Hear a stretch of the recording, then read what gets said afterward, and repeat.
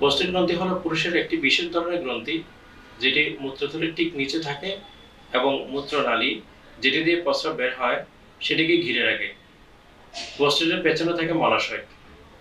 যখন প্রস্টেট গ্রন্থির কোষগুলো অস্বাভাবিকভাবে বিভাজিত হতে থাকে তখন প্রস্টেট গ্রন্থি স্বাভাবিকের চেয়ে বড় হয়। প্রস্টেট ক্যান্সার সাধারণত কোন বয়সে বেশি হয়? 50 বছর বয়সের পর পুরুষের ঝুঁকি বেশি, তবে কারো যদি কোনো পারিবারিক ইতিহাস থাকে তাহলে তার আগেও প্রস্টেট ক্যান্সার হতে পারে।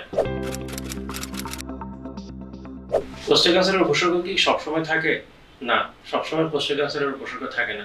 অনেক সময় এটি নীরবে বেড়ে ওঠে।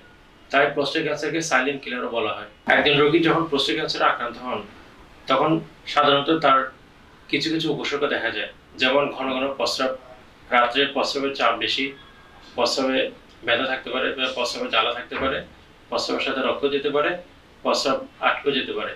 তবে ক্যান্সারটা যদি হার্টে ছড়িয়ে পড়ে তাহলে হার্ট ব্যথা হতে পারে।